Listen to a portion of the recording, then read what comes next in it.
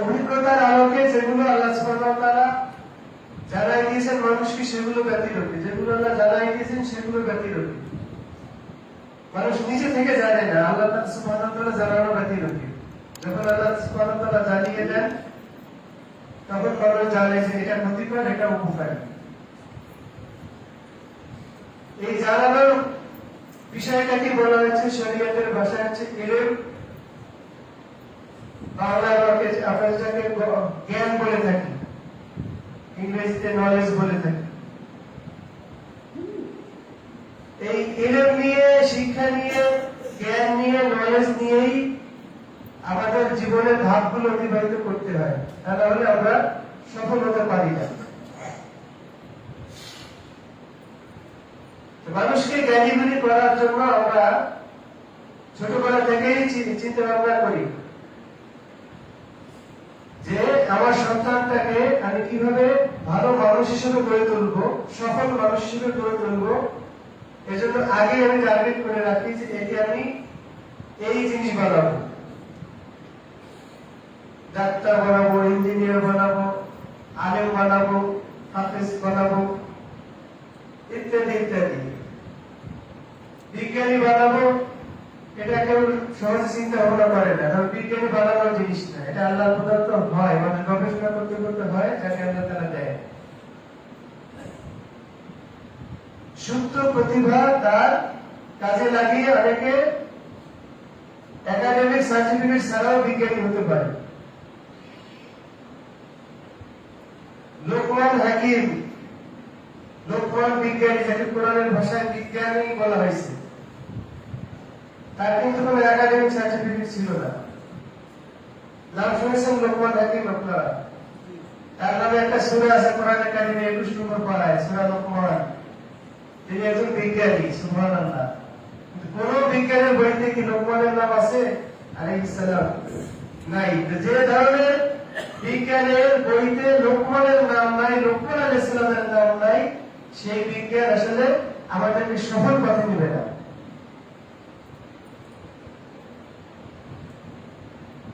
আমার সন্তানকে আমি ভালো মানুষ বানাতে চাই, সফল মানুষ বানাতে চাই, কোন শিক্ষানীতি আমি দিব?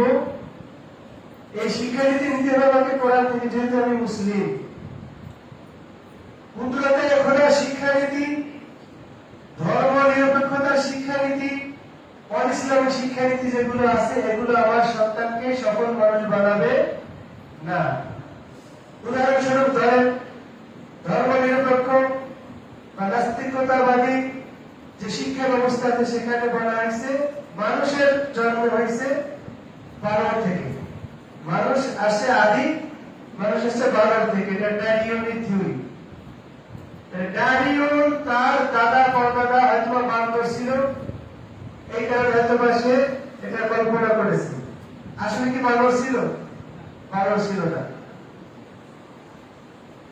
সেমেটিক ধর্ম যেগুলো আছে পৃথিবীতে, মানে আসমানি গ্রন্থের ধর্ম, ইহুদি হোক, খ্রিস্টানি ধর্ম হোক, অন্য যারা বলে ওল্ড টেস্টামেন্ট, নিউ টেস্টামেন্ট যারা মানে কোরআনের অনুসারী, আসমানি ধর্মগ্রন্থকে যারা মানে, এমনকি আসমানি ধর্মগ্রন্থের বাইরে কিছু কিছু মুশরিক অনেক মুশরিকরা স্বীকার করে, যারা যাদের কোনো আসমানি গ্রন্থ নাই, যে আদি পিতা হচ্ছে আদম আলাইহিস সালাম।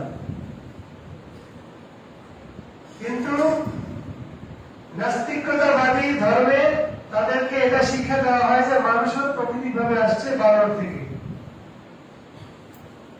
তাহলে যে বানর থেকে আসছে, তাহলে বানরের মতো যে আচার আচরণ, এটা তো মানুষের মধ্যে থেকেই যাবে জেনেটিক ভাবে। বানর কি সুস্থ থাকে?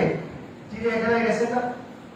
বানরের কাজ কি? চিড়িয়াখানা যাবো বলে বানর থাকলে যত রকম উল্টো পাল্টা মানে দুষ্ট বিষয় বানরের মধ্যে আছে। বাঘকে পর্যন্ত টানায় নিয়ে বেড়ায়, গাছের ডালের মগডালে এসে একেবারে আনাদের ঝুলে বাঘের কাঁধে একটা খোঁচা দিয়ে আবার তো লেজ ধরে টান দিয়ে আবার চলে যায়। বাঘ ঘুরে দেখতে দেখতে সে গাছের মগডালে। এটা হলো বানরের কাজ। তো যারা মনে করে যে আমাদের পূর্বপুরুষ বানর, ওই শিক্ষানীতি যারা অবলম্বন করবে, তাদের চাল চাল ওরকম বানরের মতো হবে।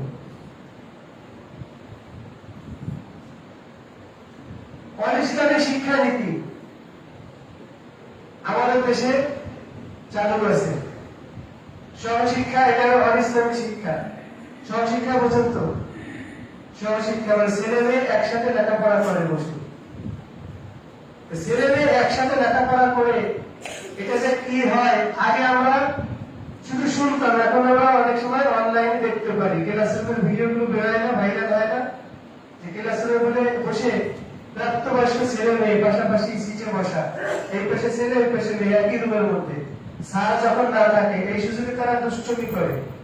এই দুষ্টুমি অনেক সময় সীমা লঙ্ঘন করে যায়, জেনার দিকে নিয়ে যায়।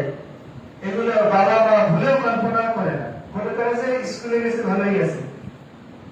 এটা তো সহশিক্ষার কুফল, যে আপনার নিষ্পাপ ছেলে মেয়ে ঘর থেকে বের হবে, পাপি হয়ে ঘরে ফিরবে, প্রেম ভালোবাসা শিখবে। অনিসলামিক শিক্ষা ব্যবস্থার মধ্যে এটা একটা অন্যতম জঘন্য জিনিস। সহশিক্ষা, প্রাপ্তবয়স্ক ছেলে মেয়েদের সহশিক্ষার ব্যবস্থা করা, এটা খুবই জঘন্য। আর একটা আছে নীতি নৈতিকতা শূন্য শিক্ষা ব্যবস্থা। আমাদের দেশে নীতি নৈতিকতা শুধু বইতেই আছে, বাস্তবে তার কোনো বাস্তবায়ন নাই। যার কারণে দেখবেন 9-10-এ ওঠার পরে ছেলেরা, স্কুলের ছেলেরা পর্যন্ত সিগারেট টানে। নাম করা স্কুলের আশেপাশের থেকে আমাদের কাছে রিপোর্ট আসে, আমরা শুনেছি সেখানে দলে দলে ছেলেরা, মেয়েরা পর্যন্ত সিগারেট টানতেছে। তারা কাদের সন্তান? আমাদের বাড়ির তো সন্তান। তাদের নীতি নৈতিকতা খাতা কলমে আছে, বইতে আছে, কিন্তু বাস্তব প্রয়োগ নাই। এই শিক্ষা ব্যবস্থা সন্তানকে সফল করতে বিফল। এমন শিক্ষা ব্যবস্থা আমাদেরকে চালু করতে হবে যে শিক্ষা ব্যবস্থা প্রথমে আমাকে এই যে শিখাবে যে আমার সৃষ্টিকর্তাকে, সৃষ্টিকর্তাকে আমি চিনলাম না, যিনি আমাকে সৃষ্টি করেছেন তার কি অবদান আছে আমাদের উপরে সেটা আমি জানলাম না, তাহলে আমি তো মানুষ হিসেবে আসলেই বিফল। যে যিনি আমাকে সৃষ্টি করেছেন তার সম্পর্কে আমাকে যে শিক্ষা ব্যবস্থায় শিক্ষা দিবে, জানাবে তিনি কি চান, তার একত্ববাদ, তার সঙ্গে কোনো শরীক নাই, এই বিষয়গুলো যে শিক্ষা ব্যবস্থা আমাদেরকে শিক্ষা দিবে সেটা হল প্রকৃত শিক্ষা ব্যবস্থা। যে শিক্ষা ব্যবস্থা আমাকে পরকালীন মুক্তির ফয়সালা করে দিবে, দুনিয়ার জীবনটা ক্ষণস্থায়ী আমাকে শিক্ষা দিবে, আখিরাতে আমার জীবনে উঠতে হবে, সেখানে কিছু করণীয় আছে, সেই করণীয় আমাকে দুনিয়াতে থেকে করে যেতে হবে, আমল, এটা আমাকে শিক্ষা দেবে। এরপরে আমার নীতি নৈতিকতা শিক্ষা দিবে, আমাকে আদব আখলাক শিক্ষা দিবে, আমার সভ্যতা কেমন হবে, আমি কেমন ভাবে সভ্য হব, আমার আচরণ কেমন হবে, এই বিষয়গুলো যে সিলেবাসে থাকবে, মনে করবেন যে এই সিলেবাসটা ফলো করলে, অনুসরণ করলে আমার সন্তান মানুষের মতো মানুষ হবে। এবং দেখবেন যে এই সিলেবাসগুলো যেখানে আছে এগুলো সমন্বয়ে যে বিদ্যালয়গুলো গড়ে উঠেছে, সেই সকল বিদ্যালয়গুলোতে পড়ালেখা করালে হয়তোবা আশা করা যায় যে আপনার সন্তান মানুষ হতে পারে ইনশাআল্লাহ। আদার্স অন্যান্য শিক্ষা ব্যবস্থার সাথে যুক্ত হলে আপনি আশা করতে পারেন, যদি হয় সেটা আল্লাহ সুবহানাহু ওয়া তাআলার বিশেষ রহমত।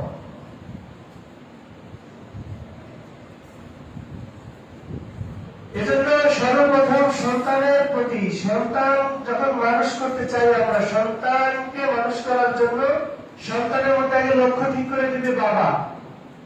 একজন বাবার দায়িত্ব পড়ে সন্তানের লক্ষ্য ঠিক করে দেওয়া। যেমন লোকমান হাকিম তার সন্তানের লক্ষ্য ঠিক করে দিয়েছিলেন, তার মানহাজ ঠিক করে দিয়েছিলেন যে বাবা তোমার মানহাজ হবে এইটা। প্রথম শিক্ষা গুরু হবে পিতা, মা জিনিসপত্রের নাম দাম শিখাবে ছোটবেলা থেকে, যেহেতু মায়ের সঙ্গে সবসময় ভয় থাকে, মা সময়টা বেশি, মা প্রাথমিক কিছু শিখাবে, কিন্তু মূল যে থিম, তার যে মানহাজ, তার যে চলার পদ্ধতি, ভবিষ্যৎ জীবনে সে তাকে কি করতে হবে এই সম্পূর্ণ গাইডলাইন করবে তার পিতা। যদি পিতা না থাকে তখন মায়ের পরে দায়িত্ব বর্তাবে। তো লোকমান হাকিম তিনি তার সন্তানকে ভাবে গাইডলাইন দিয়ে গিয়েছিলেন। সূরা লোকমানের মধ্যে আল্লাহ সুবহানাহু ওয়া তাআলা গাইডলাইন গুলো দিয়েছেন, সেগুলো আমরা আজকে শুনবো। যদিও এই বিষয়টা আমাদের কম বেশি অনেকের জানা আছে, তারপরেও আল্লাহ সুবহানাহু ওয়া তাআলার নির্দেশ আছে ওয়াদাক্কির ফাইন্না যিকরা তানফাউল মুমিনিন। আপনি একই বিষয়ের উপদেশ বারংবার দেন, এটা উপদেশ দেওয়াটা ঈমানদারদের কাজে লাগবে। সুবহানাল্লাহ। আল্লাহ সুবহানাহু ওয়া তাআলা বলেন ওয়ালাকাদ আতাইনা লুকমানাল হিকমাতা আনিশকুর লিল্লাহ। আল্লাহ তাআলা বলেন আমি লোকমানকে প্রজ্ঞা দান করেছিলাম। প্রজ্ঞা মানে থিওরিকে কাজে লাগানোর বুদ্ধিমত্তা যাকে বলা হয়, তথ্যকে কাজে লাগানোর যে প্রযুক্তি যাকে বলা হয় প্রজ্ঞা। আমার কাছে লোহা আছে, আমার কাছে কাঠ আছে, আমার কাছে দস্তা আছে, বিভিন্ন রকমের পদার্থ আছে, কিন্তু পদার্থকে কাজে লাগিয়ে আমি একটা বাটি বানাবো, একটা অস্ত্র বানাবো, সেই প্রযুক্তি আমার কাছে নাই, সেই প্রজ্ঞা আমার কাছে নাই। তো সমস্ত জিনিসপত্র কোনটা কি কাজ হচ্ছে আমি জানি। লোহা দিয়ে ভারী জিনিস বানানো লাগে, কাঠ দিয়ে মাঝারি ধরনের জিনিস যেগুলো আসবাবপত্র বানানো যায় এগুলো আমি জানি, কিন্তু কিভাবে বানাতে হবে এইটাকে ব্রেনের মধ্যে যে নিতে পারে, প্রসেসিং করতে পারে, সেটাকে বলা হয় প্রজ্ঞা, মানে জিনিসকে কাজে লাগানোর বুদ্ধি। আল্লাহ সুবহানাহু ওয়া তাআলা লোকমানকে হিকমা দান করেছিলেন, প্রজ্ঞা দান করেছিলেন এবং বলেছিলেন আনিশকুর লিল্লাহ, যে হিকমা দান করা হয়েছে তুমি আল্লাহ তাআলার শুকরিয়া জ্ঞাপন করো। এরপরে লোকমান আলাইহিস সালাতু ওয়াস সালাম তার সন্তানকে গাইডলাইন করেছিলেন কয়েকটা বিষয়ে, যেগুলো আল্লাহ সুবহানাহু ওয়া তাআলার কাছে পছন্দনীয় হয়েছে, যার কারণে তিনি কোরআনের মধ্যে এনেছেন। কোরআনের মধ্যে যেহেতু আল্লাহ তাআলা এনেছেন, তাহলে অবশ্যই বিষয়গুলো গুরুত্বপূর্ণ। কিয়ামত পর্যন্ত এই বিষয়গুলো, লোকমানের এই কথাগুলো মানুষ তেলাওয়াত করবে কি শুধু আবৃত্তি করার জন্য, নাকি এখান থেকে জ্ঞান নেওয়ার জন্য? কোরআনে শুধু তেলাওয়াত করবে, আবৃত্তি করবে, নাকি এখান থেকে জ্ঞান নিবে? খুতবার শুরুতে যে হাদিসটা আমরা পাঠ করলাম, বুখারীর হাদিস, উসমান ইবনে আফফান রাদিয়াল্লাহু তাআলা আনহু থেকে বর্ণিত আছে, রাসূল সাল্লাল্লাহু আলাইহি ওয়াসাল্লাম বলেছেন খায়রুকুম মান তাআল্লামাল কুরআনা ওয়া আল্লামা। তোমাদের মধ্যে শ্রেষ্ঠ হিসেবে সেই গণ্য হবে যে কোরআনের ইলম অর্জন করলো এবং বিতরণ করলো। সুবহানাল্লাহ। কারণ কোরআনের জ্ঞানই শ্রেষ্ঠ জ্ঞান। কোরআনের ইলম আসার পরে অন্যান্য আসমানি ইলমের জ্ঞানকে আল্লাহ সুবহানাহু ওয়া তাআলা বিলুপ্ত ঘোষণা করেছেন। তাওরাত আসমানি কিতাব, জাবুর আসমানি কিতাব, ইনজিল আসমানি কিতাব, এই কিতাবসমূহের মধ্যে অসংখ্য তথ্য রয়েছে, অনেক নসিহত রয়েছে, সবগুলোকে আল্লাহ সুবহানাহু ওয়া তাআলা বিলুপ্ত করেছেন এই জন্য যে এটা হলো শ্রেষ্ঠ। সুবহানাল্লাহ।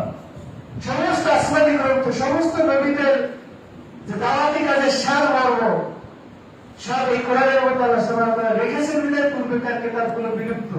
অর্থাৎ এই কোরআন থাকার পরে আর কোন কিতাবের প্রয়োজন নাই মুসলিমদের জন্য। এই কোরআন যখন বিষয়গুলোকে উল্লেখ করেছে, তাহলে বুঝতে হবে যেগুলো থেকে আমাদের ইলম আহরণ করতে হবে। শুধুমাত্র কোরআন পড়লো আর পড়ালো এটাকে শ্রেষ্ঠ বলা হয়নি, ইলমের কথা বলা হয়েছে। কোরআনের ইলম যে নিল, কারি সাহেব শুধু কোরআনের শব্দগুলো অন্যদেরকে শিখায়, হাফেজ সাহেব হেফজে ইয়াদ করায় শব্দগুলো, কিন্তু ইলম কি আত্ম বাড়াতে পারে? এই জন্য ওলামায়ে কেরামের দাম বেশি সব জায়গায়। দেখেন না, যারা আলেম, যারা ফকিহ, পণ্ডিত, শরীয়তের স্কলার, যারা স্কলারদের যে মূল্য, একজন সাধারণ কারি হিসেবে কিসের মূল্য দেয় মানুষ? কারণ ওনার কাছে ইলম আছে কোরআনের, আর তার কাছে শুধু আলফাজ আছে, শব্দগুলো আছে কোরআনের। হ্যাঁ, তারও দাম আছে, তবে দামের মধ্যে তফাৎ আছে। শ্রেষ্ঠত্ব ওই কারি সাহেবের চাইতে, হাফেজ সাহেবের চাইতে আলেমই শ্রেষ্ঠ। সুবহানাল্লাহ। কারণ কোরআনের ইলম আছে তার কাছে। খায়রুকুম মান তাআল্লামাল কুরআনা ওয়া আল্লামা। তাহলে কোরআন যখন বিষয়গুলো উল্লেখ করছে, যে বিষয়গুলো অবশ্যই বিষয়গুলো গুরুত্বপূর্ণ, আমাদেরকে মনোযোগ দিয়ে শুনতে হবে যে এই বিষয়গুলোকে আল্লাহ সুবহানাহু ওয়া তাআলা কিভাবে ব্যক্ত করেছেন। আল্লাহ তাআলা বলেছেন লোকমান আলাইহিস সালামের কথাগুলো, ওয়া ইয ক্বালা লুকমানু লিইবনিহি ওয়া হুয়া ইয়াইদুহু ইয়া বুনাইয়া লা তুশরিক বিল্লাহ। লোকমান যখন তার ছেলেকে উপদেশ দিচ্ছিল, পিতা হয়ে পুত্রকে উপদেশ দান করা, এটা কোরআনের শিক্ষা। লোকমান দিয়েছেন, বিষয়টা আল্লাহ তাআলা কোরআনে উল্লেখ করেছেন। তার মানে আলিম পিতা হিসেবে আমার ছেলেকে উপদেশ দিতে হবে মাঝে মধ্যে, ভাব গাম্ভীর্য বজায় রাখতে হবে। যদি না পারি তাহলে ভালো একজন শিক্ষকের কাছে পাঠাতে হবে।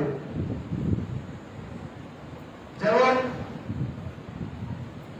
আপনার আমেরিকার প্রেসিডেন্ট ছিল একজন আব্রাহাম লিঙ্কন, আপনার নাম শুনেছেন হয়তো বা। সে তার ছেলেকে পাঠিয়েছিল একজন শিক্ষকের কাছে, চিঠি লিখে দিয়েছিল যে আমার ছেলেকে নীতি নৈতিকতা শিখাবে। হয়তোবা তার নিজের উপদেশ কাজে লাগবে না বলে তিনি আরেকজনের মাধ্যমে হাওয়ালা করে দিয়েছেন। তো আপনি যদি মনে করেন আপনার দায়িত্ব হচ্ছে প্রথমে পিতা যদি মনে করে যে আমার দ্বারা হচ্ছে না, তাহলে এই যোগ্যতাগুলো যার মধ্যে আছে তার কাছে হাওয়ালা করে দেওয়া, যে আমার ছেলেকে কিছু উপদেশ দান করে। প্রথম উপদেশ যেটা দিয়েছিলেন,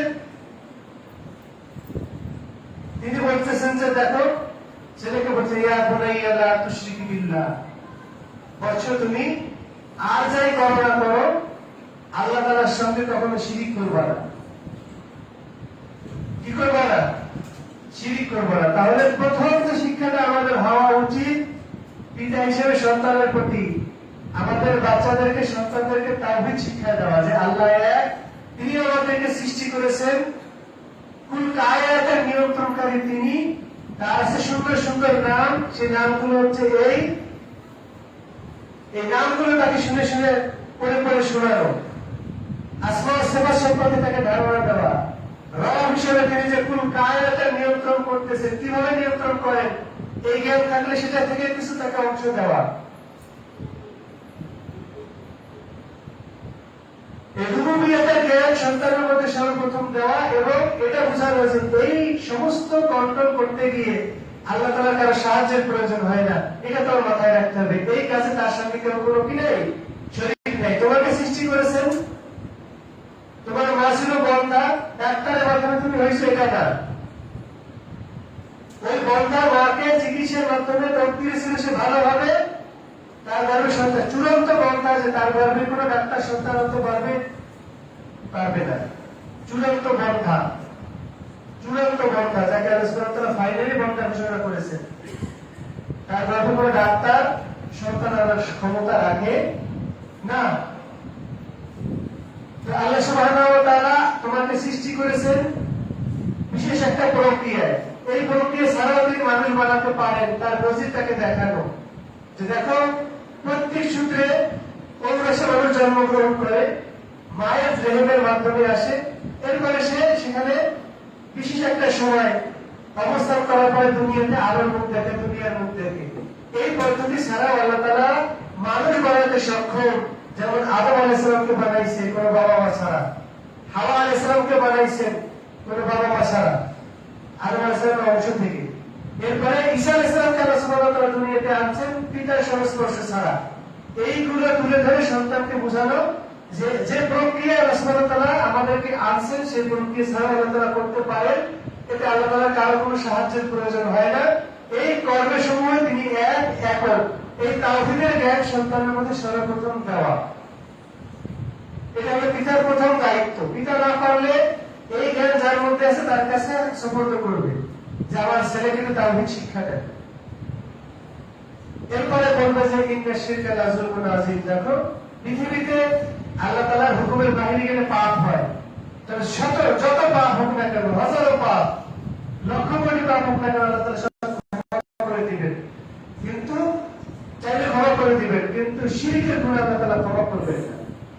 আল্লাহ তাআলা সার্বভৌমত্বের উপর আঘাত করে, এই বিষয়গুলো আল্লাহ তাআলা ক্ষমা করবেন না। এই বিষয়গুলো সন্তানের মধ্যে ধারণা দেওয়া। হাদিসে কুদসির মধ্যে আছে আনা ইনদা জান্নি আবদি বি, সহিহ মুসলিমের হাদিস, আমি আমার বান্দার ধারণা অনুপাতে তার সঙ্গে আচরণ করে থাকি।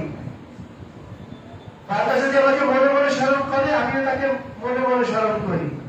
বান্দা যদি কোনো ভয় মজলিসে আমাকে স্মরণ করে, এর চাইতে দামি মজলিস, ফেরেশতাদের মজলিস আমি বান্দার স্মরণ করে থাকি।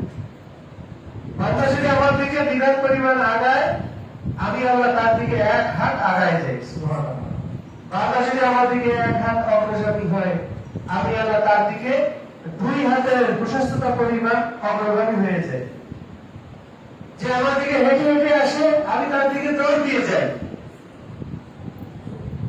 যে আমার কাছে আসে তওবা করে, আসমান জমিন ভর্তি করে গুনাহ নিয়ে, শর্ত হচ্ছে আমার সঙ্গে যদি শিরিক না করে, তাহলে ওই পরিমাণ ক্ষমা নিয়ে ওই বান্দার কাছে হাজির হয়ে যায়। সুবহানাল্লাহ। সমস্ত গুনাহ আল্লাহ চাইলে মাফ করে দিবেন। আল্লাহ লা ইয়াগফিরু আইয়ুশরাকা বিহি ওয়া ইয়াগফিরু মা দুনা যালিকা লিমান ইয়াশা। আল্লাহ তাআলা শিরকের গুনাহ ক্ষমা করেন, এছাড়া যত গুনাহ আছে যাকে খুশি সমস্ত গুনাহ মাফ করে দিতে পারেন। হ্যাঁ, শিরকও মাফ করবেন যদি আমি জানার পরে বোঝার পরে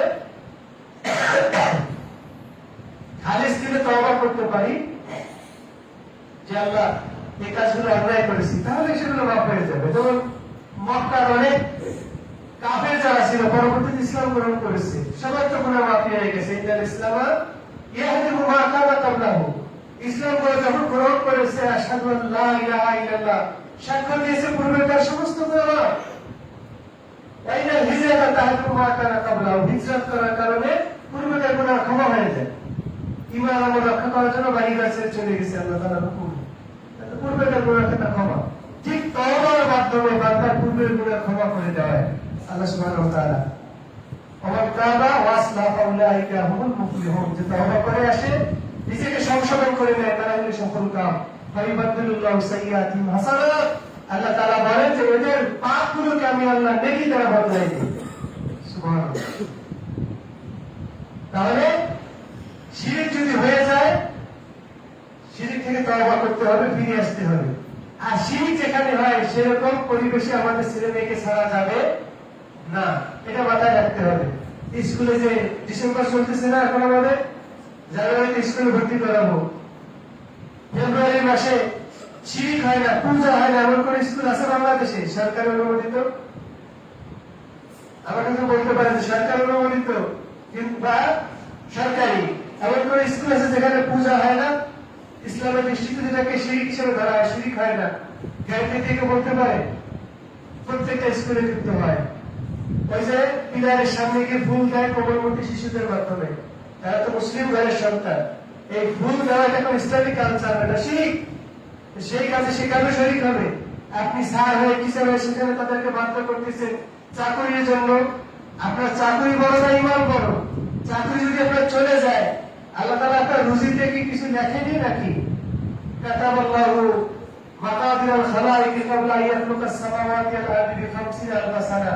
কুল কায়নাতের সৃষ্টি 50,000 বছর আগে আমার আপনার মাখলুকাতের তকদির আল্লাহ তাআলা লিপিবদ্ধ করে রেখেছেন।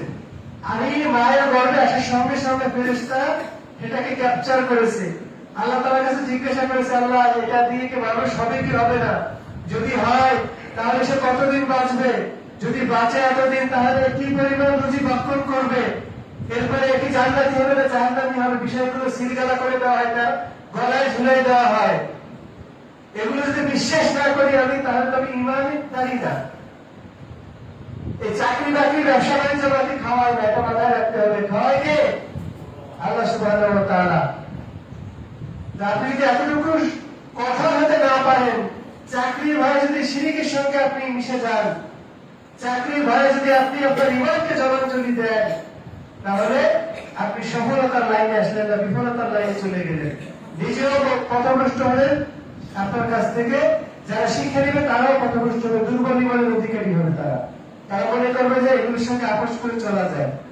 যেমন দেখেন, ভার্সিটিগুলোতে যখন বিদায় নিতে অমুসলিমদের উৎসব হয়, তখন এখন আমাদের ছেলেমেয়েরাও সেই সাথে যোগদান করে। তারা তো সেই জ্ঞান পায়নি যে অমুসলিমদের উৎসবে শরীক হওয়া যাবে না, সেখানে গেলে ইমান থাকবে না।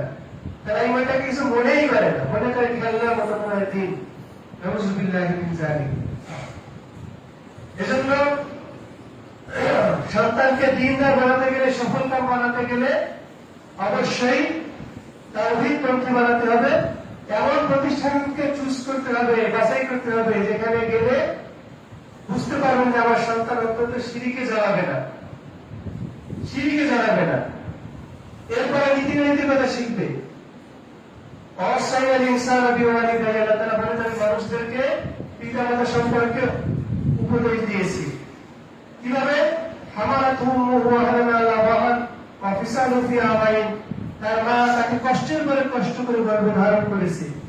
এই কষ্টটাকে সন্তানকে বুঝাই দেওয়া যে তোমার মা কষ্ট করে তোমাকে লালন পালন করেছে, গর্ভে ধারণ করেছে, মায়ের একটা অবদান আছে তোমার পৃথিবীতে আসার ক্ষেত্রে। অতএব তার প্রতি তুমি শ্রদ্ধা ভক্তি বজায় রাখবা, শ্রদ্ধা ভক্তি বজায় রাখবা। আল্লাহ তাআলা সূরা বনী ইসরাঈলের মধ্যে বলছেন যে ফালা তাকুল লাহুমা উফ, তাদের সামনে উফ শব্দটা পর্যন্ত বলবে না। তাদের কাজে বিরক্ত হয়ে, কথায় বিরক্ত হয়ে উফ শব্দটা বলা যাবে না। এই নৈতিকতা কোন স্কুলে শিখায়, কোন প্রতিষ্ঠানে শিখায়, সেইখানে আপনার ছেলে মেয়েকে দেওয়ার চেষ্টা করবেন। তাতে হবে কি, ভবিষ্যতে এই ছেলে মেয়েরা মা বাবাকে বোঝা মনে করবে না, বলে তুমি এটা আমার জন্য মেয়ে নয়, এরা বলা জান্নাত, সুবহানাল্লাহ। এদেরকে রাজি করলে আল্লাহ রাজি হবেন, এদেরকে বেজার করলে আল্লাহ বেজার হয়ে যাবে।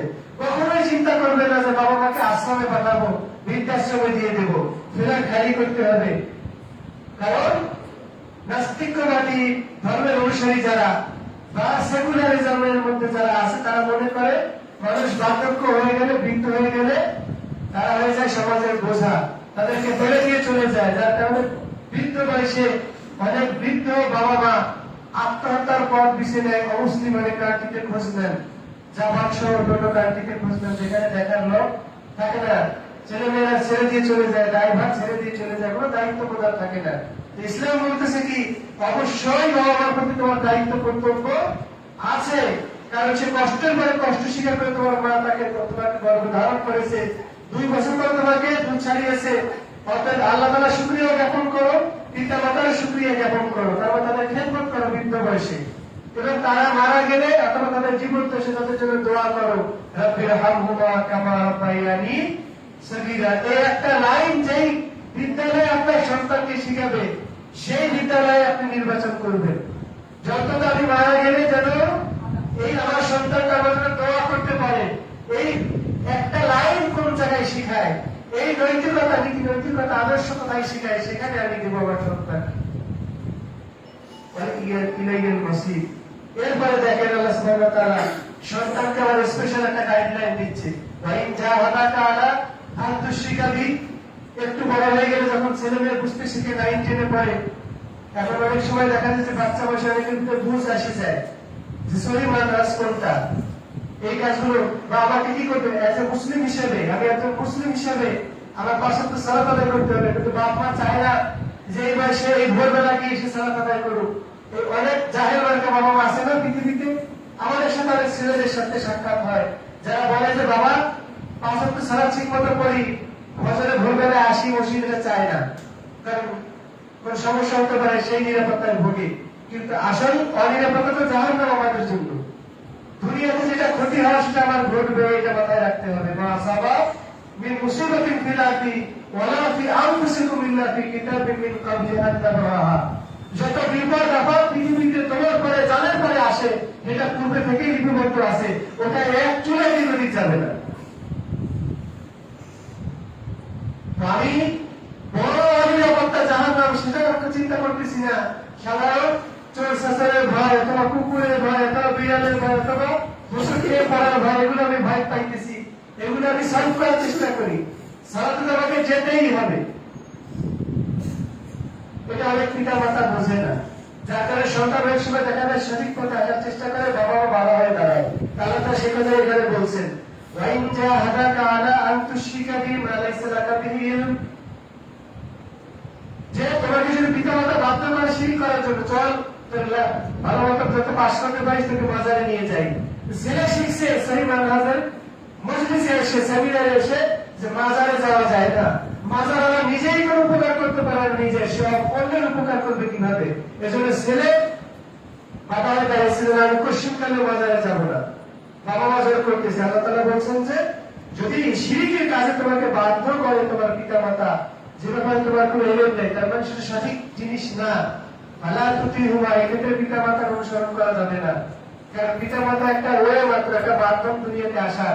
আসল সৃষ্টিকর্তা কে? আল্লাহ সুবহানাহু ওয়া তাআলা। লা তাআতা লিমাখলুকিন ফি মাসিয়াতিল খালিক। আল্লাহ সুবহানাহু ওয়া তাআলার অবাধ্য হয়ে কোন সৃষ্টির আনুগত্য প্রদর্শন করা যায় না, অনুগামী হওয়া যায় না, এটা আমার মাথায় রাখতে হবে। বাবা মা যতই বলুন যে পাপের কাজে যাও, আল্লাহ তাআলা নির্দেশ পাপ কাজ করা যাবে, তাহলে এক্ষেত্রে বাবা মাকে মানা যাবে না। তারপর আল্লাহ তাআলা বলছেন যে ওয়াসাহিবুহু ফিদ দুনিয়া মা'রুফা। তারা যদিও বাধ্য করে, সেই কাজে বাধ্য হবে না। এরপরে তুমি তাদের সাথে মিলেমিশে ভালোভাবে থাকার চেষ্টা করবা। কিন্তু তাদের এই পাপের কথাটা শুনবে না, শিরিকের কাছে তুমি যাবে না। যদি বাধ্য করে, যদি বলে যে অবশ্যই তোকে যেতে হবে শহীদ মিনারে প্রভাত ফেরিতে ভুল দিতে হবে, সেটা যদি বুঝে ফেলে যে এই কাজটা পাপ, অবশ্যই সে যাবে না। না যাওয়াটাই আল্লাহ তাআলার বিধান। ইব্রাহিম আলাইহিস সালাম যেমন কঠোর ছিলেন, তাওহীদ বুঝে পুরো সমাজটা ছিল শিরকি সমাজ। বাবা তাই মূর্তি তৈরি করে বাজারে বিক্রি করত, দেবতা বানায় বিক্রি করতো, সেই দেবতা পূজা করতো, নিজেরাও করতো আর অন্যরাও করতো। তখন একদিন ইব্রাহিম আলাইহিস সালাম বুঝাই দিলেন এর অসারতা, এগুলো কোনো ক্ষমতা নাই। মাহাজি তাওয়াসিলুল্লাতি আনতুম লাহা আকিফুন, এই যে জড় পদার্থ আমরা পূজা করি, এটার কোনো লাভ নেই, আমাদের কোনো লাভ নেই। এরা এই পূজার দ্বারা কিছুই পায় না। যাদের আবার আমাদের সমাজে যাদের পুজো করে তারাও কিছু পায় নাকি? নিরাপত্তা পালন করে ভুল দেয়, এ থেকে সালাম বরকত রফি জব্বারের কোনো লাভ হয়? লাভ হয় না। তবে তারা মুসলিম হিসেবে যদি একটা কাজ করতাম, তাদের নামে যদি একটা লাইব্রেরি বানাই দিতাম, মসজিদ বানাই দিতাম, স্কুল বানাই দিতাম, যে আব্দুল জব্বার লাইব্রেরি, যার দ্বারা মানুষ উপকৃত হয়, তাহলে নেকি সে কবরে বসে পাইত। যদি একটা রাস্তা বানাই দিতাম যে শহীদ রফিক সড়ক, তাহলে এর দ্বারা যতদিন মানুষ উপকৃত হতো সে নেকি সে পাইত। কিন্তু বানায় আসছে একটা পিলার, যে পিলার গুলো কারো কোনো কাজে লাগে না, উল্টো মানুষের ইমান নষ্ট হয়। তাহলে এর দ্বারা যারা তারা হয়তো বা দোষী হবে না, যারা বানাইছে তাদের নামে তারাই এই পাপের ভুক্তভোগী হবে। এটা আমাদের মাথায় রাখতে হবে যে কোথায় দিব সন্তানদেরকে। তো পিতা মাতার প্রতি শ্রদ্ধা ভক্তি যেইখানে গেলে শিখতে পারবে আমার সন্তানরা, সেখানে আমাদের সন্তানদেরকে দিব। এটা আমাদের ভবিষ্যতের জন্য ভালো। পিতা মাতাকে অবজ্ঞা করবে না, বৃদ্ধ বয়সে ভাঙা থালায় ভাত দিবে না, কাঠের প্লেটে বা মেটে বাসনে, আপনার মাটির বাসনে ভাত দিবে না। বলতেছে যে মা এই মাটির বাসনে দেয় কেন দাদিদেরকে ভাত? বুড়ো মানুষ, ওনাদের কয়েকদিনও বাঁচবে, একটা দিলেই হলো। ছেলে বলতেছে যে মা ওটা ভাঙার দরকার, একটা ভেঙে দেন, কারণ তোমরা তো বৃদ্ধ হচ্ছে, ভবিষ্যতে তোমাদেরও মাটির বাসনে দেয়া লাগবে। কথাগুলো মায়ের মনে ধরছে যে সর্বনাশ। আমাদের দেখা দেখি তো বাচ্চারা শিখতেছে যে বৃদ্ধদেরকে অবজ্ঞা করা, আর আমরা যখন বৃদ্ধ হবো তখন তারা তো অবজ্ঞা করবে। সে সঙ্গে সঙ্গে ওগুলো বাদ দিয়ে স্বাভাবিক ভাবে যেভাবে ভক্তি শ্রদ্ধা করা দরকার তার শ্বশুর শাশুড়ি সেভাবে ভক্তি শ্রদ্ধা করতেছে, বাবা মাকে করতেছে। মানে সন্তানের পক্ষ থেকে এটা শিক্ষা পাইল। অনেক সময় জুনিয়র থেকে সিনিয়ররা শিক্ষা পায়, আবার বেশিরভাগ ক্ষেত্রে সিনিয়ররা জুনিয়রদেরকে শিক্ষা দেয়, তাদের থেকে শিক্ষাটা আসে। আমাদেরকে পরিবেশ খুঁজে বের করতে হবে। আল্লাহ সুবহানাহু ওয়া তাআলা বলেন, লোকমান হাকিম তার ছেলেকে বলতেছেন যে ইয়া বুনাইয়া ইন্নাহা ইন তাকুম মিসকালা হাবাতিন মিন খারদালিন ফাতাকুন ফি সাখরাতিন আও ফিস সামাওয়াতি আও ফিল আরদি ইয়াতি বিহাল্লাহ ইন্নাল্লাহা লাতীফুল খাবীর। বৎস হে, এই যে পাপের কথা বলা হলো, কারণ এত কিছু বলা হলো যে সামান্যটা পাপ আমরা মনে করি সামান্য, কিন্তু এটা সামান্য না। যদি এটা সামান্য পরিমাণ হয়, এই পাপের একটা সামান্য যদি লেশ থাকে, এটা কোন পাথরের মধ্যে যদি যে লুকায়, তো সেখান থেকে আল্লাহ সুবহানাহু ওয়া তাআলা বের করবে। মানুষের আমল বের করবে, ওই পাপটাও বের হয়ে আসবে। লুকানোর কোনো কায়দা নাই। এজন্য খবরদার খবরদার, জীবন চলে যাবে তখন শিরকের সাথে আপোষ করা যাবে না, এটা মাথায় রাখতে হবে। কারণ ঈমান নিয়ে টিকে থাকা, ঈমান নিয়ে মরে যাও মুমিনের জন্য সফলতা, বেঈমান হয়ে টিকে থাকার চাইতে। বহু সাহাবায়ে কেরামের সামনে অফার আসছিল, তাদেরকে শত্রুরা ধরছে, তোমরা দিন ছাড়ো তাহলে তোমরা বেঁচে যাবা। তারা বলছে না, কশিন কেন না, ঈমান ছাড়বো না, জীবন চলে যায় যাক। তারা কি সফল হয়েছে না বিফল হয়েছে? সফল হয়েছে তারা। কারণ এমনি দুনিয়া ছেড়ে যেতে হবে, এমনিতেও যেতে হবে। আমি যদি বেঈমান হয়ে থাকি তবে কি মরবো না? কোন বেঈমান নাকি মরে না? নাস্তিক নাকি মরে না? অবশ্যই মরে। কারণ আল্লাহ তাআলার এই বিধান, ইচ্ছায় হলো অনেক সময় সবাই এই বিধানের কাছে আত্মসমর্পণ করে। কুল্লু নাফসিন যায়িকাতুল মাউত সুম্মা ইলাইনা তুরজাউন।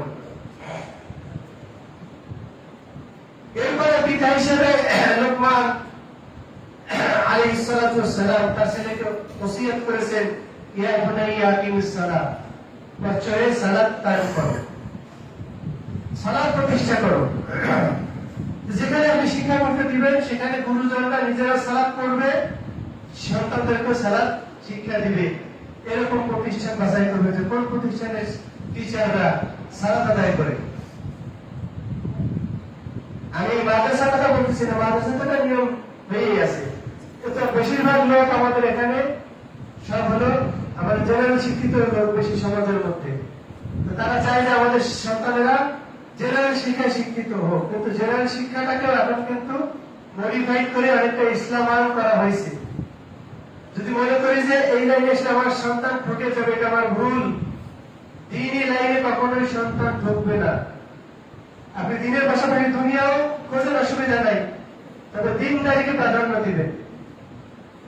মনে করেন যে দিন এলে অর্জন করলে মনে হয় ঠকে যাবে না। যারা জেনারেল শিক্ষা ছাড়া শুধুমাত্র দিনই শিক্ষায় শিক্ষিত হয়েছে, তারা কি ঠকে গেছে দুনিয়াতে? দেখেন তো ইসলামিক স্কলারদের দিকে যারা প্রকৃত এলেমের হক আদায় করছে, আল্লাহ তাআলা তাদের মান মর্যাদা যুগে যুগে সমুন্নত হয়ে গেছেন। একবার ইমাম আবু হানিফার শাগরেদ আবু ইউসুফকে ডেকে আনা হলো। প্রথমত আবু ইউসুফের মা তাকে পাঠাইছিল বাজারে কাজ করার জন্য, সংসার চলে না, অভাবে সংসার, বাজারে কাজ করার জন্য পাঠাইছে। ওই যে বাজারে মানুষের মালটা টেনে দেয়, কুলিগিরি করে এক কথা যাকে বলে। তো মাঝে মাঝে এসে আবু হানিফা রহমতুল্লাহ দরসে শামিল হতেন। আর আবু হানিফা রহমতুল্লাহ বিচক্ষণ লোক, ওইরকম বিচক্ষণ লোক যুগে যুগে খুবই কম জন্মগ্রহণ করেন। প্রশ্ন শুনে বুঝে ফেলছেন যে এর ভিতরে প্রতিভা আছে, ব্রেনি ছেলে। তাকে দর্শে স্পেশাল ভাবে তাকে দর্শের প্রতি উদ্বুদ্ধ করেছেন। আবু ইউসুফ কাজ করে কম, দর্শে আসে বেশি। আর মা এসে একবার রাগারাগি শুরু করে দিচ্ছেন আবু হানিফার সাথে, বলতেছে যে আমাদের সংসার চলে না, গরিব মানুষ, এখানে এসে এলেম শিক্ষা করলে আমার ছেলে তো না খেয়ে মরবে। আমাদের যেমন বিশ্বাস আছে যে মাদ্রাসায় গেলে না খেয়ে মরে, আছে না অনেকের বিশ্বাস। আবু হানিফা ধমক দিয়ে বলতেছে কুসকুতি আর আনা ইন্নামা হাউনা যায়াতাল্লাহু ওয়া সায়াকুনু মিন ফারুজাতিন বিতুরিল ফুস্তাতি আলা ফিরুজা। হে বাসার মহিলা, চুপ কর, তোমার ছেলে এখানে বসে এলেম শিক্ষা করবে, তিনি এলেম। এই এলেমের মর্যাদার কারণে, এলেমের বদৌলতে আল্লাহ সুবহানাহু ওয়া তাআলা তাকে পেস্তা তেল দিয়ে ফালুজা রুটি খাওয়ার ফিরুজা পেলেটা করে, সুবহানাল্লাহ। অর্থাৎ বাদশাহী খাবার খাওয়াবে এক সময়, তাকে শাহী খাবার খাওয়াবে, যেটা রাজা বাচ্চারা খায়, সবসময় সবার ভাগ্যে জোটে না। এই এলেম যদি সে যথাযথ শিক্ষা করে, আল্লাহ তাআলা তাকে এমন মর্যাদা দান করবেন যে এক সময় সে এরকম দামি খাবার খাবে। তুমি না খাওয়া ভয় করতেছো? এলেম শিক্ষা করতে পড়াশোনার কষ্ট হয়, যেমন আবু হুরায়রা কষ্ট করেছেন, রাসূলের দরবার ছাড়েনি এলেম শিক্ষার সময়। কিন্তু একটা সময় এসে আবু হুরায়রা রেশমের রুমাল দিয়ে নাক মুছে আর বলতেছেন, বাহ আবু হুরায়রা, আবু হুরায়রা, বাবা আজকে তুমি রেশমের রুমাল দিয়ে নাক মুছতেছো। একটা সময় ছিল না খাওয়ার কারণে, পেটে ক্ষুধা থাকার কারণে মসজিদের নববীর দরজায় তুমি গড়াগড়ি খেয়েছো বারান্দায়, লোকেরা চলে গেছে তোমাকে ডিঙ্গি দিয়ে, মনে করেছে মির্গি রোগী, অথচ তুমি মির্গি রোগী ছিলে না, তোমার পেটে ক্ষুধা ছিল, যার কারণে তুমি এরকম গড়াগড়ি খেয়েছো। তো সেই আবু হুরায়রা রাসূলের দরবারে পড়ে থাকতে শুধু হাদিস শেখার জন্য, হাদিস শোনার জন্য, যার কারণে তিনি বেশি হাদিস শুনতে পেরেছেন। এই এলেমের বদৌলতে একটা ছোট্ট বাচ্চা শিশু, একেবারে যার বংশী তেমন কোন জোরালো অবস্থান নেই, তাকে আল্লাহ সুবহানাহু ওয়া তাআলা কত উপরে উঠে নিয়ে গেছেন। ওমরের মতো লোক এসে তাকে বাহরাইনের গভর্নর বানাইছেন। মারওয়ানের সময় তিনি আবার মদিনার গভর্নর হয়েছেন, সুবহানাল্লাহ। কি কারণে? অনেক সিনিয়র পারসন ছিল, সেখান থেকে বাছাই করে আবু হুরায়রাকে কেন নেওয়া হয়েছে? হাদিসের রাসূল সম্পর্কে বেশি জানে, বেশি হেফজ করেছে আবু হুরায়রা। এলেম যে হক আদায় করবে তাকে আল্লাহ তাআলা ঠকাবেন। তো দেখা গেল যে আবু ইউসুফ নিয়মিত দর্শে আসতে আসতে একটা সময় পাণ্ডিত্য লাভ করে ফেলছেন। তো আবু হানিফাকে প্রথমে তো হারুন রশিদ অফার দিয়েছিলেন যে আপনি কি করেন, খলিফা মামুন অফার করেছিলেন যে আপনি আসেন, প্রধান বিচারপতি পদে আসেন, তিনি আসেননি, পরে তাকে জেলখানায় নেওয়া হলো। পরবর্তী খলিফা তাকে অফার দিলে আবু ইউসুফ অফারটা গ্রহণ করেছেন, পুরো মুসলিম বিশ্বের প্রধান বিচারপতি হয়েছে। আবু হানিফা বলেছেন তার আগেই, দেখো আমার 40 জন খাস শাগির্দ আছে, তার মধ্যে প্রত্যেকের বিচারপতি হওয়ার যোগ্যতা রাখে ইসলামী বিশ্বে। তো আমার আবু ইউসুফ সে বিচারপতিদের প্রধান বিচারপতি হওয়ার যোগ্যতা রাখে, সুবহানাল্লাহ। কেন? তার ভিতরে প্রতিভা আছে, সে এলেম শিখেছে যথাযথ ভাবে, বাজারে কুলিগিরি আর করেনি। মাসের খরচ যা লাগে আবু হানিফা বাড়িতে পাঠাইছেন, তোমার কত খরচ লাগে সমস্ত খরচ স্টাইপেন্ড দিয়ে তাকে বাড়িতে খরচ চালানোর ব্যবস্থা করে দিয়েছে। এরকম প্রতিভাবান সমাজে যদি কোনো লোক থাকে, ছেলে মেয়ে থাকে, আমাদের সমাজের বৃত্তশালীদের উচিত তাদেরকে স্টাইপেন্ড দিয়ে স্কলারশিপ দিয়ে বিভিন্ন প্রতিষ্ঠানে পাঠিয়ে দেওয়া। ভবিষ্যতে যদি মানুষ হয়তো আপনার সৎকায় জারিয়া হবে, এটা আমাদের মাথায় রাখতে হবে। তো সেই আবু ইউসুফ যখন প্রধান বিচারপতি হলেন, একবার খলিফার বাসায় মেহমান হলেন। খলিফা বলতেছেন যে আজকে থেকে যান, বাসায় একটু ভালো আয়োজন হয়েছে। তো আয়োজনের পরে দেখা গেল যে যখন উপস্থাপিত হচ্ছে সামনে, সেই ফিরোজা প্লেটে করে আলু চারুটি নিয়ে আসা হয়েছে পেস্তা তেল দিয়ে। তো ওটা দেখে আবু ইউসুফ রহমতুল্লাহ মুস্কি হেসে দিলেন। তো খলিফা তাকে জিজ্ঞাসা করেন, আবা ইয়াকুব, আবু ইয়াকুব মানে আবু ইউসুফের উপনাম, আপনাকে কোন জিনিসে হাসালো? তিনি বলতেছেন যে আমার ওস্তাদের বিচক্ষণতা দেখে আমি হাসতেছি। বহু বছর আগে তিনি বলেছিলেন আমার মাকে ধমক দিয়ে যে তোমার ছেলে এলেন শিখবে এখানে বসে আমার দরবারে বসে, আর একটা সময় এই বাগদাদের শাহী খানা শিখাবে। আজকে তার বাস্তবায়ন দেখে আমার সেই কথা মনে পড়ে গেল, আজকে আমি তাই মুস্কি হাসি দিলাম। এলেন যেটা আল্লাহ সুবহানাহু ওয়া তাআলা নাযিল করেছে, এটা যদি যথাযথ কেউ হক আদায় করে, সে দুনিয়াতেও ঢুকবে না, আখিরাতেও ঢুকবে না। মাথায় রাখেন এটা। আপনার জেনারেল শিক্ষিত চাইতে শহরে এলে বর্তমান যুগের যারা ইসলামিক স্কলার, তারা কোনো অংশে ঢুকে থাকবে না ইনশাআল্লাহ। হ্যাঁ, আপনি যদি চান যে আমি আরো কিছু করতে চাই, দেশটা কিছু করতে চাই আখিরাতের জন্য, দিনী ইলমের পাশাপাশি করার কোনো সমস্যা নাই। বিভিন্ন রকমের স্কুল কলেজ এখন হয়ে গেছে না, ইসলামিক স্কুল হয়েছে। এবং আপনাকে খুঁজে বের করতে হবে যে কোথায় গেলে মানহাজের পরে থাকবে, তাওহীদের পরে থাকবে, সুন্নাতের পরে থাকবে, শিরকে লিপ্ত হবে না, বিদআতে লিপ্ত হবে না। এটা আমাদের মাথায় রাখতে হবে। এবং দেখতে হবে যে এখানে শতভাগ টিচার সালাত আদায় করে কিনা, টাকুর পরে কাপড় পরে কিনা, এবং তাদের আচার আচরণ কথাবার্তায় শালীনতা আছে কিনা, এগুলো দেখে বিদ্যালয় বা স্কুল নির্বাচন করবে। ওয়া'মুর বিল মা'রুফ ওয়া নাহি আনিল মুনকার ওয়াসবির আলা মা আসাবাকা ইন্না যালিকা মিন আযমিল উমুর। আরেকটা নীতি নৈতিকতা হচ্ছে নীতির কথা। এটা আল্লাহ তাআলা শিখাই দিয়েছেন। লোকমান হাকিম তার ছেলেকে বলেছেন, অন্যায় কাজ দেখলে এটার প্রতিবাদ জানাবা। এই সাহসিকতা আছে আমাদের প্রয়োজন। দেখলে খালি মনে মনে কামড়াই, দাঁত কামড়াই। বেশিরভাগ লোকই কিছু বলে না, শুধু চেয়ে চেয়ে দেখে, চেয়ে চেয়ে দেখে। বিভিন্ন জায়গায় অন্যায় কর্ম হচ্ছে, সেখানে মানুষ চেয়ে চেয়ে দেখতেছে আর ভিডিও করতেছে। ভাইরা এখন সব জায়গায় বেশিরভাগ ক্ষেত্রে। কিন্তু অগ্রগামী হওয়া কয়জন লোক আছে? খুব কমই লোক, খুব কমই লোক। এই যে অন্যায় কাজে প্রতিবাদ করে, ক্লাসের মধ্যে একটা ছেলে অন্যায় কাজ করতেছে, আর একটা ছেলে তাকে বলবে এটা করো না, এটা আস্তে আস্তে তাকে সৎসাহস যোগাবে। অন্যায় কাজ থেকে বিরত করবে, এটা করো না। আর সৎ কাজে আদেশ দিবে। ক্লাসে মনোযোগী হও, খেয়াল করে শোনো পড়া।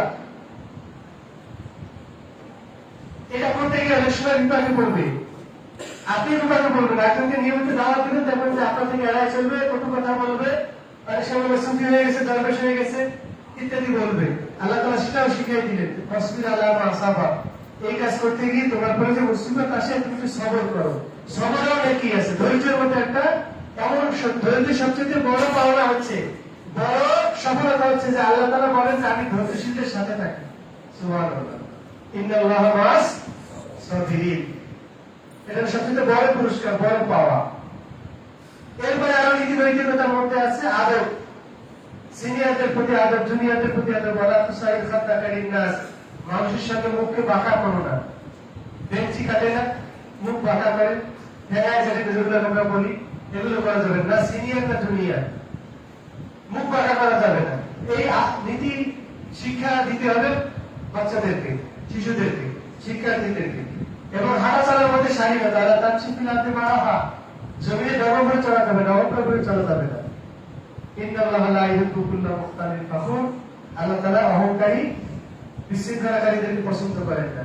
এজন্য সুশৃঙ্খল, এটাও শিক্ষা দেয় কোথায় খেয়াল রাখতে হবে। সর্বশেষ যেটা বলা আছে লোকমান হাকিমের উপদেশ, অক্সিদ ফি মাশিকা ওয়াগযুদ মিন সাউতিক। তোমার চলাচল, চাল চলে তুমি মধ্যপন্থা অবলম্বন করো।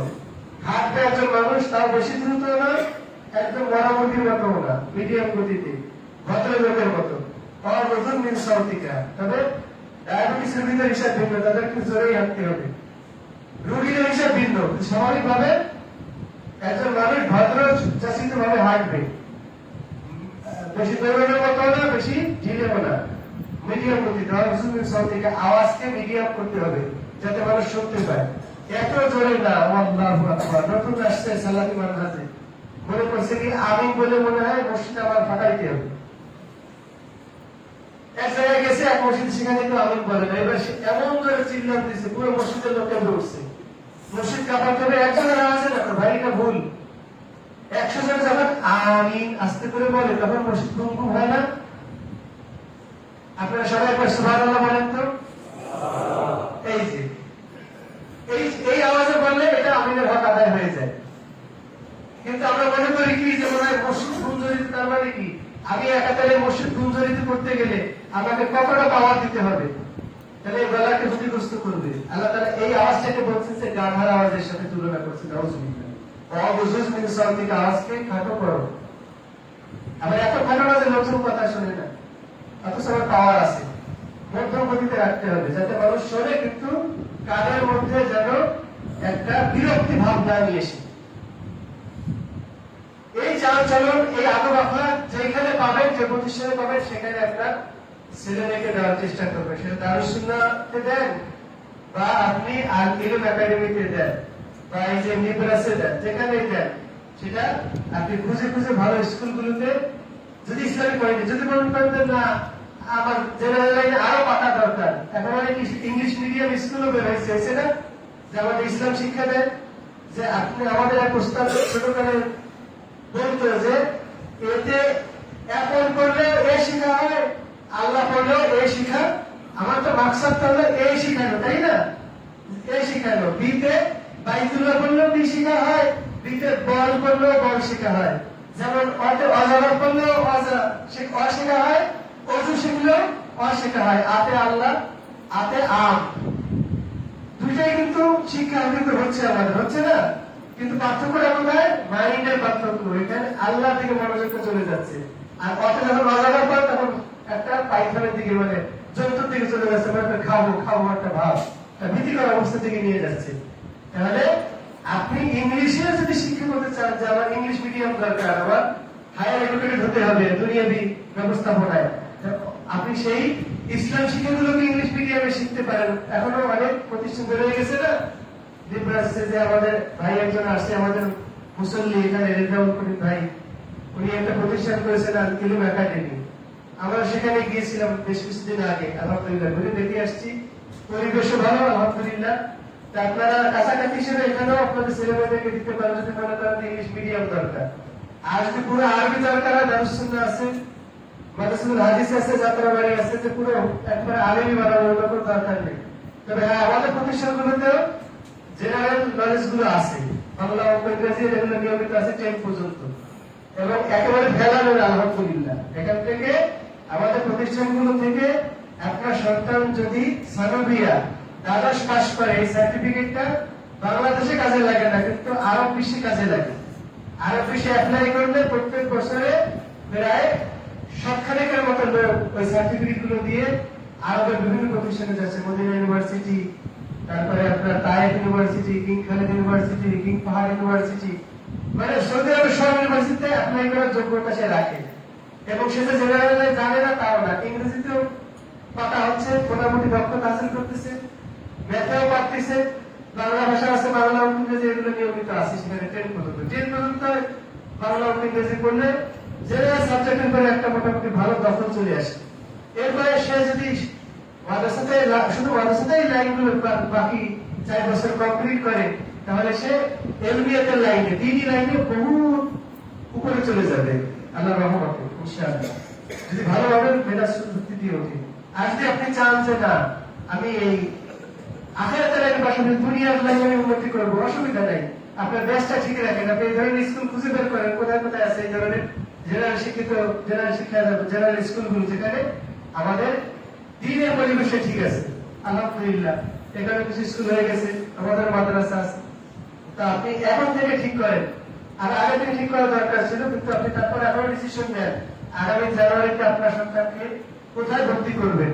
আল্লাহ সুবহানাহু ওয়া তাআলা আমাদেরকে সুমতি দান করুন, আমাদের সন্তানদেরকে মানুষের মতো মানুষ করুন, আমাদের সন্তানদের তাওহীদপন্থী হয়, আমাদের সন্তানরা যেন সুন্নাহপন্থী হয়, এভাবে যেন আমরা আমাদের সন্তানকে মানুষ করতে পারি, তারা যেন দুনিয়া এবং আখিরাত উভয় জগতে সফলতা অর্জন করতে পারে এবং আমাদের কাঙ্ক্ষিত স্থান আমরা যেন জান্নাত হাসিল করতে পারি, জান্নাতে যেন প্রবেশ করতে পারি। আল্লাহ তাআলা সেভাবে আমাদেরকে কবুল করুন, আল্লাহুম্মা আমিন। কিছু মুসল্লি আছেন আমাদের অসুস্থ, এক ভাই দোয়া চেয়েছে যে তার মা অসুস্থ, খুবই মারাত্মক অবস্থা। আল্লাহ তাআলা কাছে আমরা দোয়া করি তার আম্মাকে আল্লাহ সুবহানাহু ওয়া তাআলা শিফায়ে কামিলা আজর নসিব করুন, আল্লাহুম্মা আমিন। আমাদের একজন নিয়মিত মুসল্লি বিসিআইসি কলেজের উনি শিক্ষক, উনি অ্যাক্সিডেন্ট করে বিছানায় আছে, হাড়ে সমস্যা হয়েছে, এখনো উঠতে পারে না ঠিক মতো। আমিনুল ইসলাম ভাই, তার জন্য আমরা দোয়া করি আল্লাহ সুবহানাহু ওয়া তাআলা তাকেও শিফায়ে কামিলা আজর নসিব করুন, আল্লাহুম্মা রাব্বান নাস আযহিবিল বাস শিফাআন তাশাফিলা শাফিয়া ইল্লা শিফা লা ইউগাদিরু সাকামা। এছাড়াও আমাদের মধ্যে যারা অসুস্থ আছেন প্রত্যেকে আল্লাহ সুবহানাহু ওয়া তাআলা শিফায়ে কামিলা আজর নসিব করুন, আল্লাহুম্মা আমিন। যারা মারা গিয়েছেন আমাদের সিনিয়র পারসন হোক বা আমাদের আত্মীয় স্বজন ভাই বন্ধু, সকলকে আল্লাহ সুবহানাহু ওয়া তাআলা ক্ষমা করে দিন, আল্লাহুম্মা মাগফির লাহুম ওয়ারহামহুম। যারা জীবিত আছেন নেক হায়াত দান করুন, আল্লাহুম্মা আমিন। আকুলু কওলি হাযা আস্তাগফিরুল্লাহ লি ওয়া লাকুম ওয়া লিসাইরিল মুসলিমিন।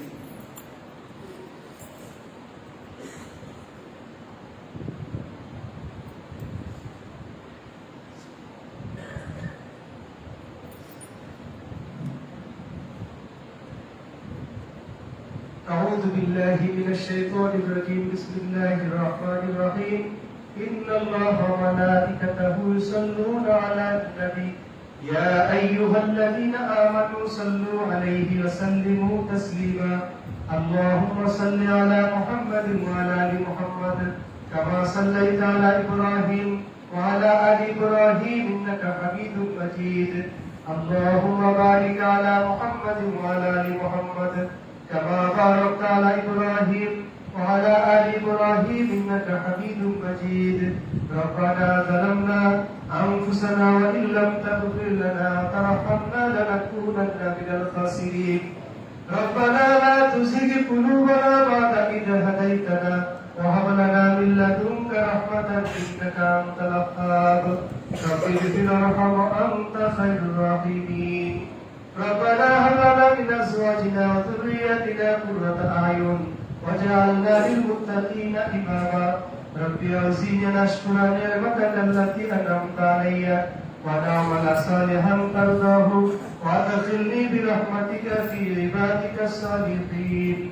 ربنا لا تؤاخذنا إن نسينا أو أخطأنا.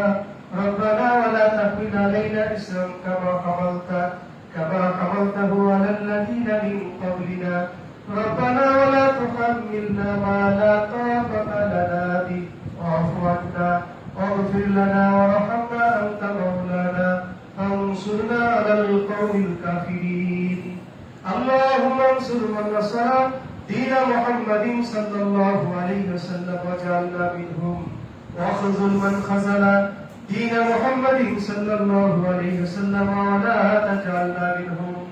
اللهم اعز الاسلام والمسلمين واخذل الكفرة اليهود النصارى المشركين الملحدين الكفريين الذين يستمرون العداوة بالاسلام والمسلمين.